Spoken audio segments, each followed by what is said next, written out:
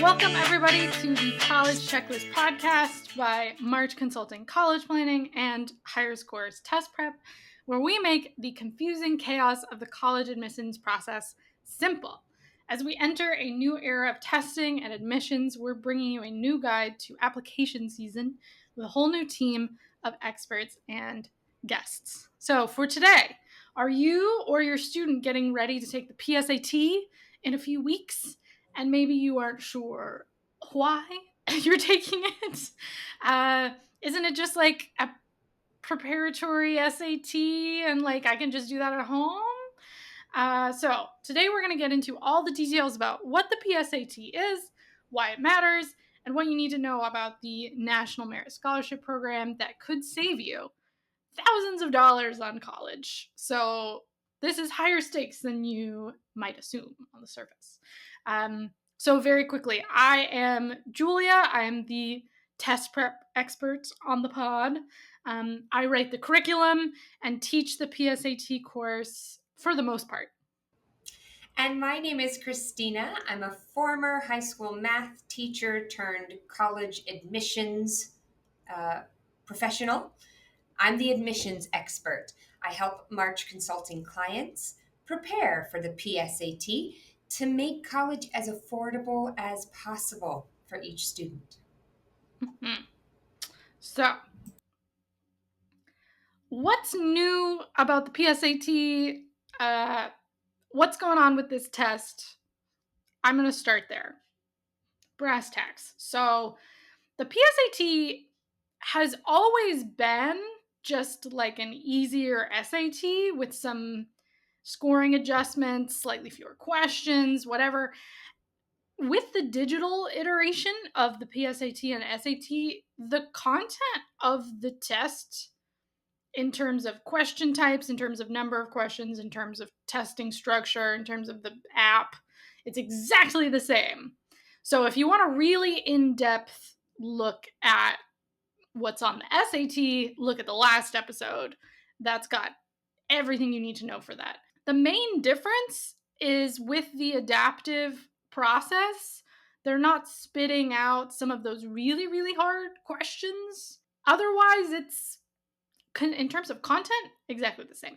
In terms of the number of questions in a particular type for each section, exactly the same. It's on the same digital platform with the same practice test. Actually, when you go in to take a practice test to prepare for the PSAT, it says PSAT and SAT. So the tests are all the same. They're just sort of assuming that you're coming in with slightly less knowledge than the people coming in to take the SAT. And so it's going to adapt to that slight knowledge deficit. That's it. The main difference is when and where you take it, actually. So the PSAT is exclusively taken at school once, and you are registered for it in bulk by your school. So the kind of the logistics of getting it set up is quite different.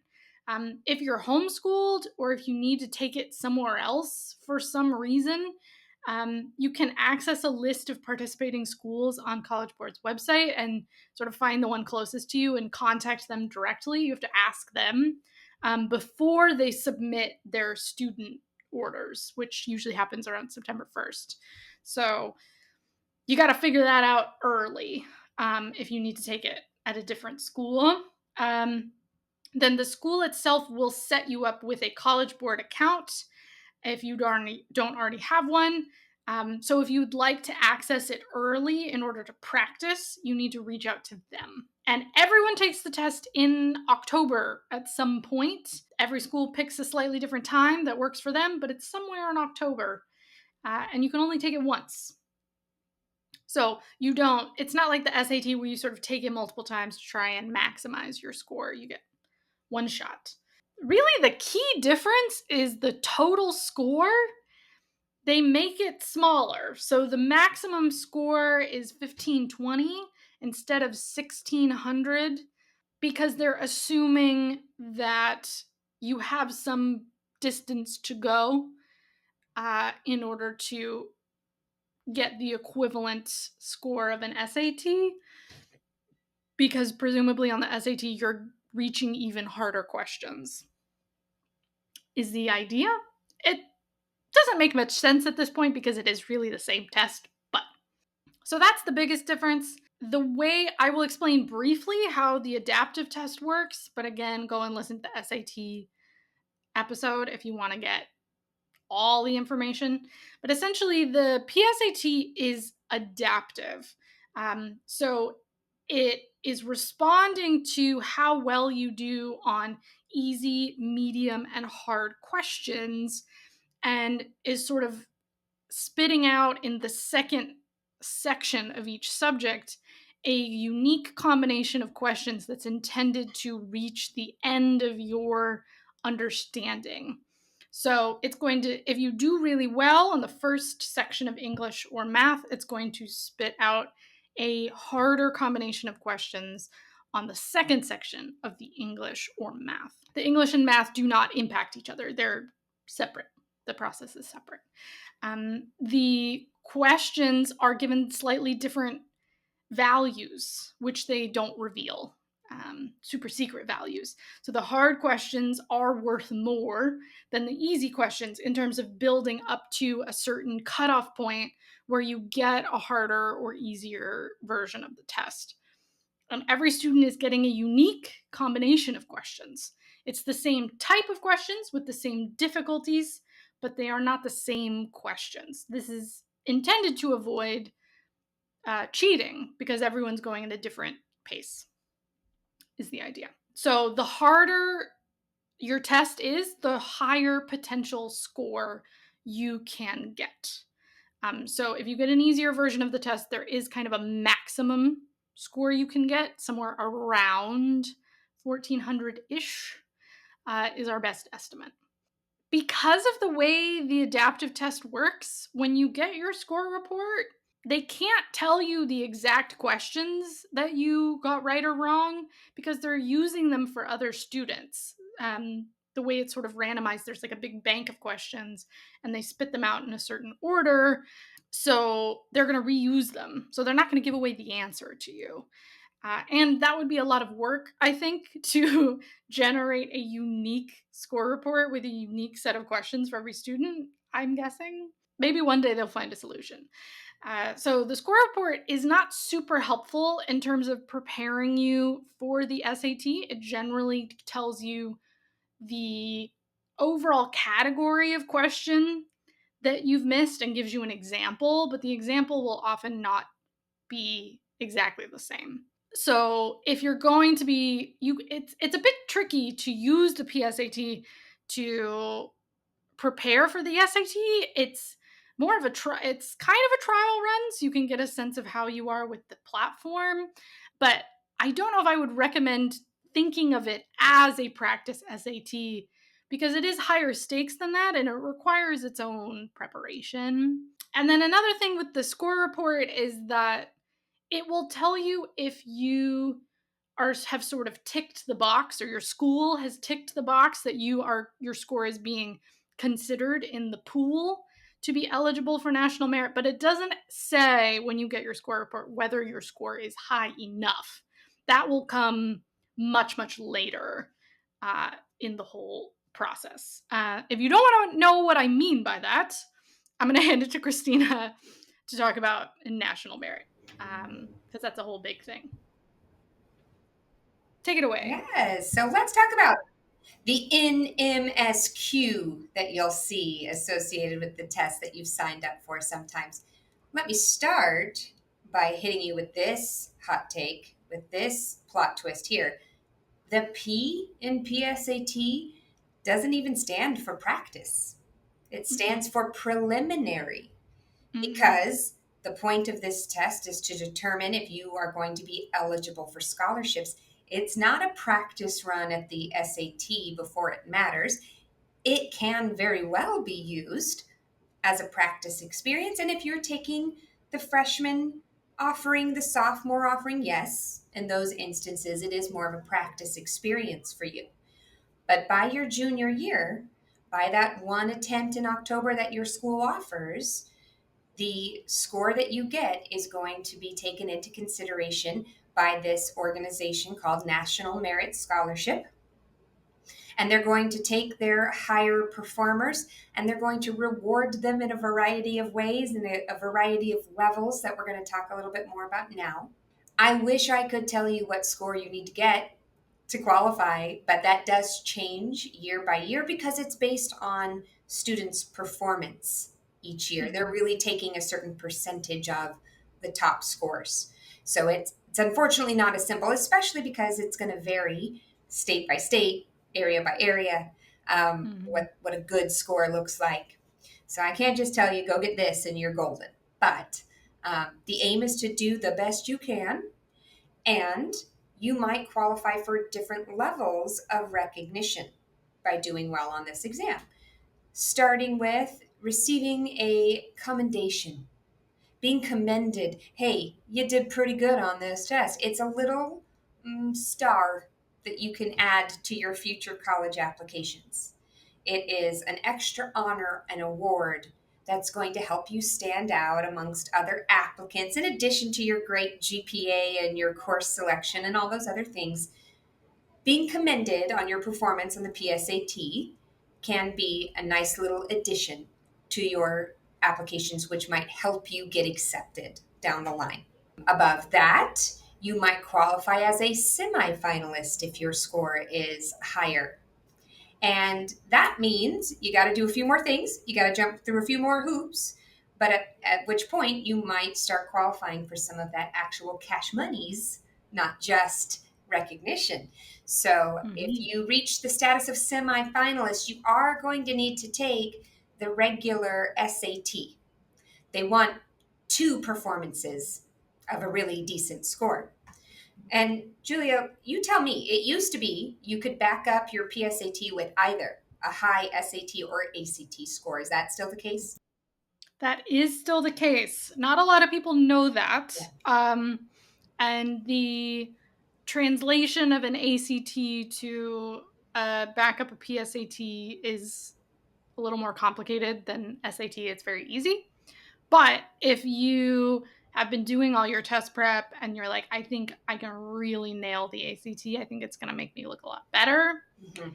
then definitely go for that one for sure. And look, we tell students you better plan on doing one of each. You got to do the PSAT for scholarship possibility and then that SAT or ACT for admissions purposes. Hmm. So you're going to be taking it twice anyway. And the idea here is perform really well on the PSAT and then do it again just to show that it wasn't a fluke high score by taking the SAT or the ACT and scoring equally well on that.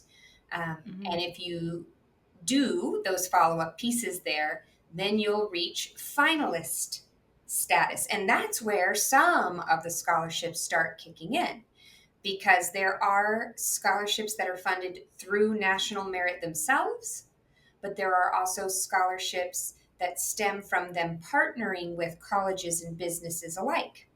So, finalists, as well as outright national merit winners, both categories are eligible for special scholarships through the organizations and the businesses that partner with NMSQ. But the scholarships that are funded by National Merit itself, those are what are offered to the students that reach that final status of National Merit Scholar, having won that highest of honors. And even there, you're going to see a range of scholarship winnings. You might pick up an extra 2,500. You might be offered a full ride scholarship from certain colleges.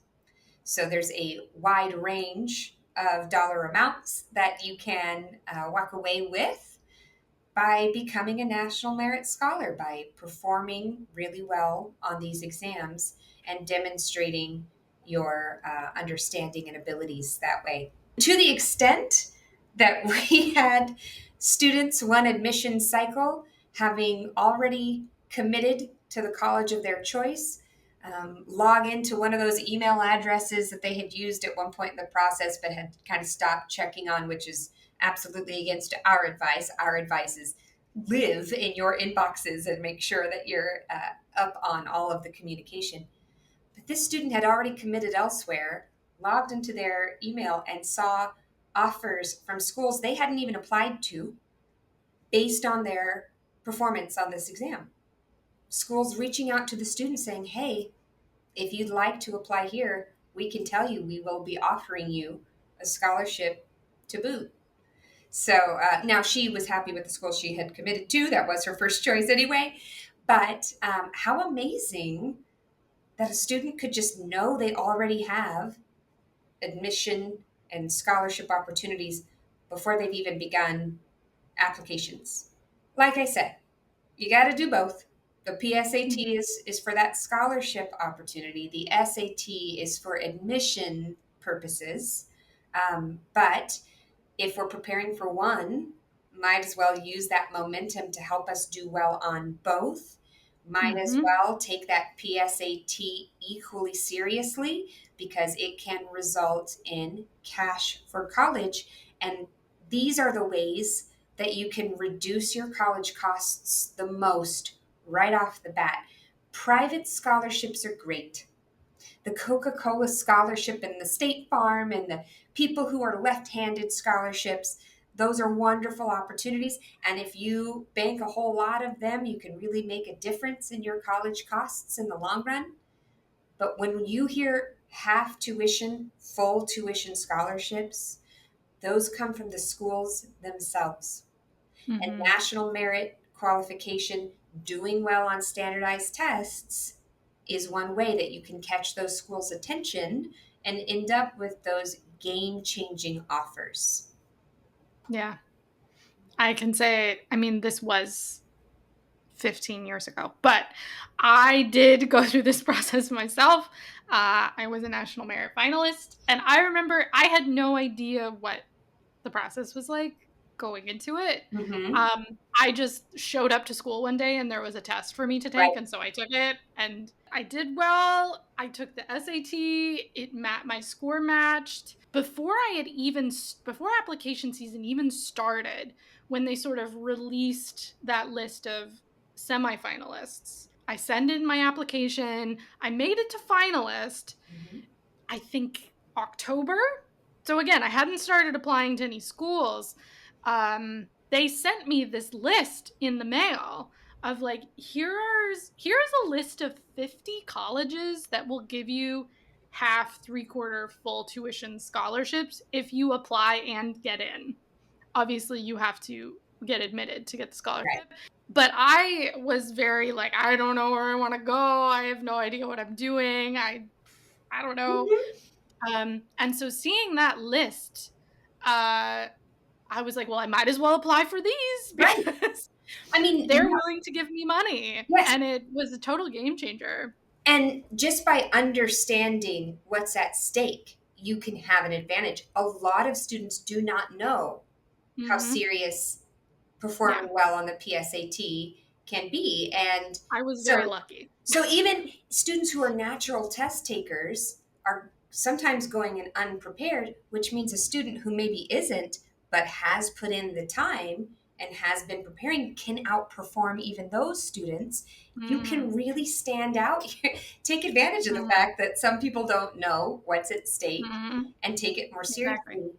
And picking the right schools to apply to is the biggest way to reduce your college costs right off the bat. This is what I'm telling Mm-hmm. students all the time. Knowing what schools to apply to because they have those opportunities is key.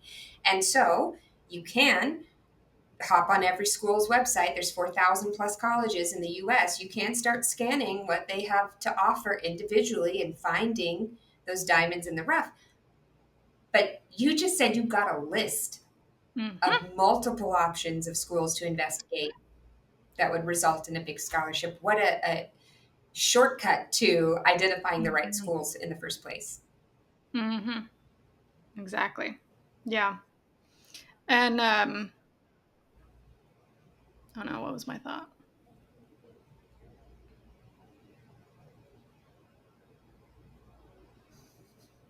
Because it wasn't that important. It was something about. Uh, oh, yes. I will also say there are several organizations that are sort of partnered with National Merit that anyone who takes the PSAT can be considered for, even if you don't Mhm. like make it to that past the kind of commendation level, that are, you know, sort of by demographic, by major or whatever. There are several organizations you can apply to that are on College Board's website that a lot of people also don't know about, that can really help you narrow things down. So there's so many tools available that a lot of people don't know about. And so that can reduce competition, like you said, and really get you set up way in advance. So yeah, this is a really underutilized aspect of the college admissions process, and we highly recommend you take advantage of it. So And you're listening to us right now, so you already have that advantage. Well done, you. yeah, nicely done. You clearly already care, and you're already doing the work. So You best of luck in you deserve October. a little treat today. Yes, you do. All right, Exactly. everybody. That's all for today's episode. If you'd like to contact Julia or myself directly, you can send admission questions to me at info@mymarchconsulting.com or test specific questions to Julia at hello@higherscorestestprep.com. Those addresses will be linked in our show notes, so feel free to grab them from there. If you are interested in a free college planning consultation, go to mymarchconsulting.com/services and check out higherscorestestprep.com. You can take a quiz that'll help you figure out which is better for you, the SAT versus the ACT. You can download some really valuable guides to taking these tests, or even sign up for one of our multiple test prep courses to help you achieve your higher scores. This has been the College Checklist Podcast with Julia and Christina. See you next time, and thanks for listening. Bye, everybody.